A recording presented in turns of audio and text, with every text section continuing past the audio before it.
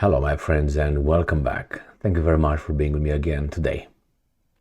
The United States of America will, as a selfless country that it is, or unselfish, will intervene probably in Guyana because there's somehow another situation.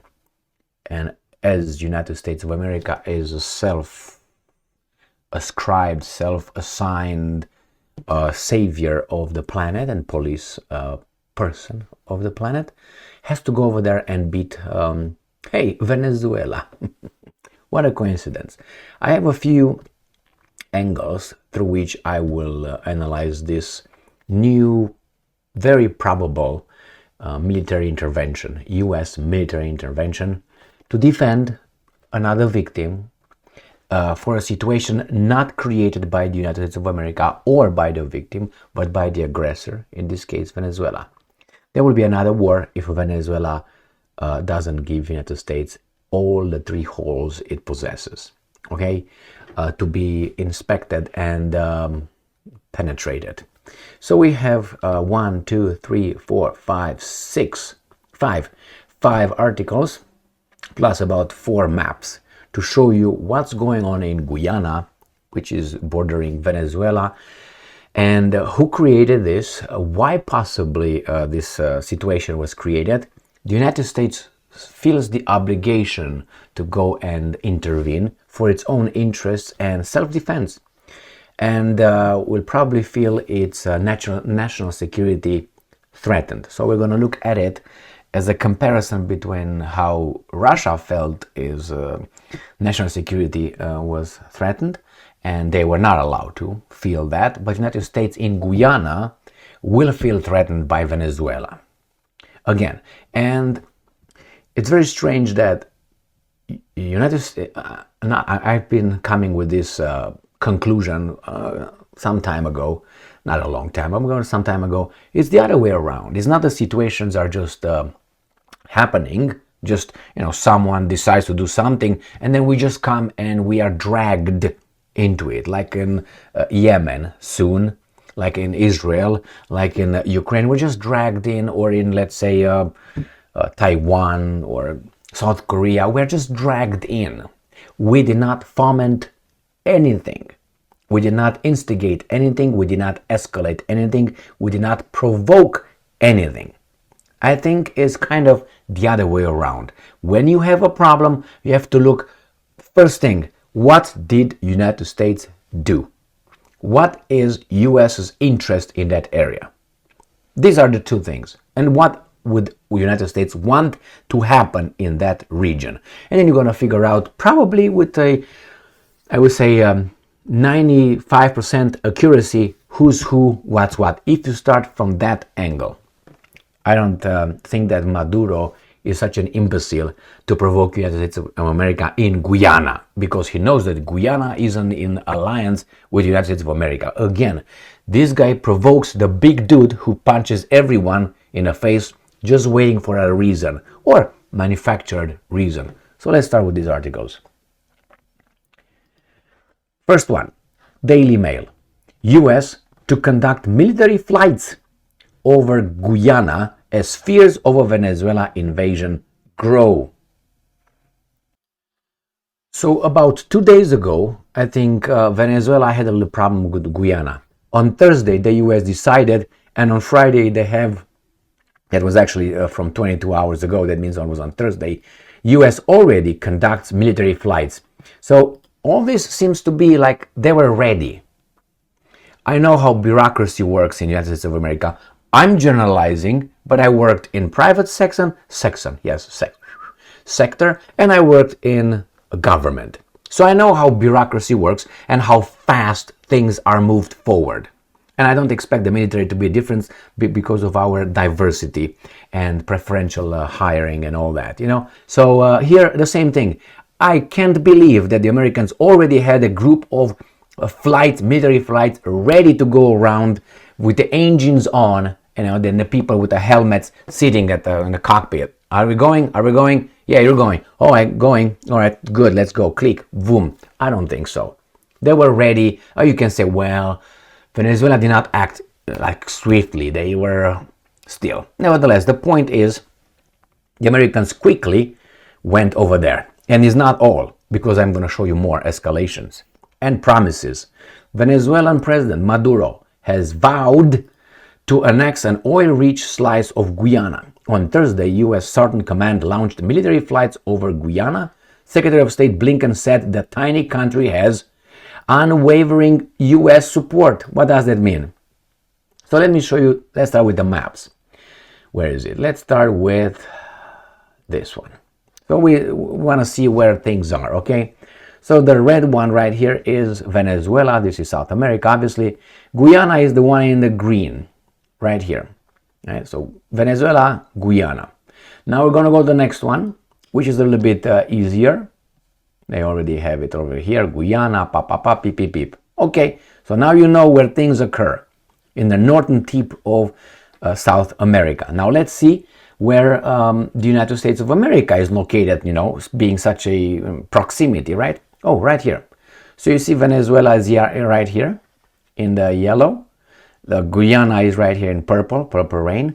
And here United States of America. Now that's a big different distance, right? Look how big this is. I think this is about 80 miles or something. So, I don't know, 300 miles at least. I would say 400 miles distance from this country to this country here. All right. Now let me show you this. This is the map of Europe. The yellow stuff here is the Russian Federation. This, the little purple thing here, is Ukraine. Is there any distance between the two countries? No, they're bordering one another. But Russia somehow did not have the right to do anything to these guys, you know, attacking the eastern part of Ukraine. Not this one, but I'm going to go back there. So where were we? Right here.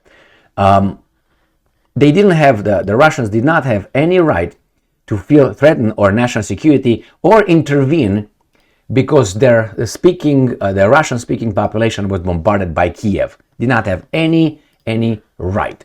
And here it is. So you see where the war occurs over there in Ukraine. All those guys over here, not all, that was not all, but there's a lot of, a big chunk of these ones are like 80%, 60, 70, 8% Russian population. They were attacked by Kiev after 2014, after the coup. So the Russians did not have the right to do anything next door with NATO coming here. But somehow the United States of America, somehow from here, it has the right to intervene right here. Imagine if the Russians will bring, or the Chinese, something in Cuba, or let's say in Brazil. These guys are going to bombard it. National security threat. But this guy here, no national security threat. So I can't ignore and turn full retard for them. So let's go back here. This is the war zone. And this is what these guys say. U.S. conducts military exercise with Guyana. Venezuelan invasion fears rise. This is from yesterday, 7th of December 2023. And then they wonder about the Pearl Harbor. Again, unprovoked, as Russian invasion was unprovoked. Okay, so this is what these guys are going to do. The U.S. on Thursday announced joint military drills with Guyana. Now, do you think that these drills just happen overnight? To conduct drills, as they say, you have to plan it. It's not like, oh, we're going to go do it right now, unless you do it with 3 boats and, I don't know, a plane. That's it. You can do it overnight, right now. Send him over there right now, boom, boom, boom, bam, and it's done. In 3 hours, the military drill was occurred. As tensions mount with its South American neighbor to the west, Venezuela, the nation's authoritarian president Maduro, who has to go because he didn't agree to be has threatened to annex a large portion of Guyana in the latest flare-up of a long simmering border dispute. Now, as I said, I reached this conclusion years back. I don't think, actually, I'm not convinced, let's put it this way, I'm not convinced I'm skeptical that Maduro is 100% evil over there and he's just an idiot trying to do that. I think there are certain things we are not told. because this reaction and the preparedness of United States raises a lot of questions. Not for me anymore. I'm certain, not certain, I don't want to say certain. I can smell a rat, you know what I mean? The same here. This happened too many times before. What is going to be here? Again, the prize is Iran in the Middle East. The prize in Europe is Russia. The prize here is Venezuela, oil-rich country. Anyway, let's go back to, let's see if we have another article here ready. Yeah, this is the last article, is it? Yeah, this is the last article. And it's the most, I like it, UPI, because it says U.S. offers unwavering support, Blinken, for Guyana amid Venezuelan annexation plan. Now we have a plan. Another madman tries to tangle with these guys, right? Now, I said, okay, let's see what exactly unwavering support means. I looked for some synonyms because I want to be certain that I'm, what I'm talking about here. Synonyms: steadfast support, strong, firm, unfailing support, constant support, full support. Full support means 100%. Staunch support, unqualified support, strongest support. So it is solid. All this is like a biggest of the biggest. So I don't know about you, Venezuela right here, so we know where it's at. I don't know about you, but I think this is a staged provocation, and not the way these guys are showing us to be. Why? Because in countries where wars occurred, the United States was very fast to, maybe with one exception, which I'm not certain why they did not use that. We don't know about it much. The media was not interested in that one, and that was the Houthis. The Houthis in Yemen. It was Saudi Arabia, United States, and Great Britain helped Saudi Arabia, and there were about 7 countries involved in that one, then groups and whatever. Lasted years, with I think it was tens of thousands of people killed, victims and all that. I didn't know anything about it. It was an article. I knew that it was occurring over there, but because somehow media's lack of interest in that particular war, I thought it was something small. And now that the Houthis from Yemen are again in the media, I looked over Yemen. And when I started Yemen in war, I said, what the hell? How many? And I looked who are the countries involved and who are the ones who support, which is intelligence, weapons, ammunition, obviously. So what's going to happen in Venezuela? The goal here is to get the oil, American goal. And they will take it. Why? It's too close. It's too close. China cannot do anything and will not do. Russia will not do. It did one last time when Russia supposedly landed over there with a plane full of special forces. That was when, you remember, Guaido tried to, with the help of the United States of America, do something, and the Americans said, we're going to do this, we're gonna change, blah, blah, blah, blah, blah, and the Russians landed, and suddenly things calmed down. Now, I don't know if those guys are still there or they went back, but even though, the United States will need Venezuela, will need its oil. They don't want to drill on their territory. They want to suck dry others and say, no, we're for the environment. You're not for that. You're for profit. What are you talking about? The idiots have to know, must know that you guys are for the environment. No, it's the same thing as things that are built. Other people build for these guys. And these guys have the money. How do they have the money? Numbers on the computer. Do they have the gold to back it? Nah, they got rid of that.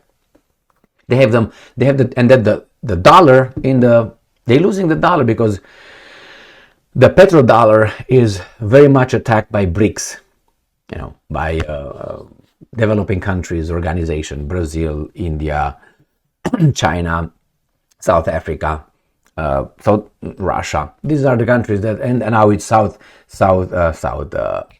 Arabia. Argentina will be pulled out by Milei, who's United States is batch. Look who's he having around. Look who's his foreign minister, prime minister, ambassador to the United States of America, and who is the ambassador from the United States of America to Argentina. I made a video on this about a week and a half ago when he went and asked the IMF in Washington, D.C., spoke with the Secretary of State, spoke with Yellen, I think. I don't think he spoke with Yellen, but supposedly Argentina will be great. I hope it will be great. But if it's going to be great, then it's going to threaten United Kingdom in the Falklands Islands, no? We'll see. If they will threaten that, we will be smacked by the Americans probably, but we'll see. In this case, the United States will help Guyana because we all know the long friendship between Guyana and the United States of America. I learned it when I was in kindergarten, obviously. Anyway, my friends, thank you very much for being with me again today. Pay attention to this. When something happens, you will almost always find the same common denominator: United States of America. Not this is the narrative we're vomited on. Because we are the good, we're gonna defend everywhere where good is threatened by the evil. This is the idiotic religious dogma that is spread to us. It's not about interest, it's not about maybe we want something, we create a problem and then we come and help things. No. Well, I think that's what mostly it is. Wherever things happen, the United States comes in defense. I suspect very much that the United States created a problem behind the curtain. Someone reacted and then we just came, see? The media points out to see, Maduro is the crazy. Maduro is that. Maybe he is. But a pattern is a pattern. And why didn't China show up and help, Guyana? Why not Russia? It's United States. And expect others to join in case they want to do something to Venezuela. Expect the Brits to be, they're going to show up. Why? Because, anyway. I told you about the plantation and the house servant. Well, in a slave plantation, sugarcane plantation, Al Capone, United States of America, is the owner, the boss. All the countries that are in the plantation between 30 and 40 are over there in the field, cutting sugarcane. And it's one house servant, which is Great Britain, still a servant, but it's a little bit better, but still a servant. So the same. And France sometimes wants to come in and be together with Great Britain because they always had, inferiority complex towards each other. Always, since I would say 1066, if you know what happened there with the Normans and all that. But I say, that's not the French. Whatever. We can from then you can see how much love was between England and France. Nevertheless, you'll see. And Maduro, what is he gonna do? Will the Russians land something over there? I suspect yes. The Russians will land something over there. And then what are we gonna do? Maybe it was Maduro's plan. I create a little problem here. I get the Americans involved here. The Russians will show up over there. Therefore, the Russians will have a reason to deploy their military over there, some missiles over there in the defense of Venezuela. Very possible, but I'm waiting. That's another scenario. But the big one is someone else worked behind the scenes. These guys reacted, and then the same guys come over here on the other side now and say, hey, what are you doing, man? Or maybe it was Maduro and Russia, and we'll find out.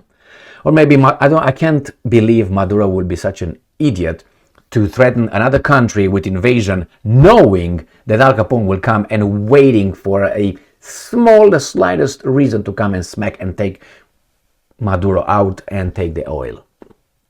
And he's not an idiot guy. He don't stay in power so many years being an idiot, that's for sure. Thank you very much for being with me again today. Stay strong, stay smart, look for the truth, and be just.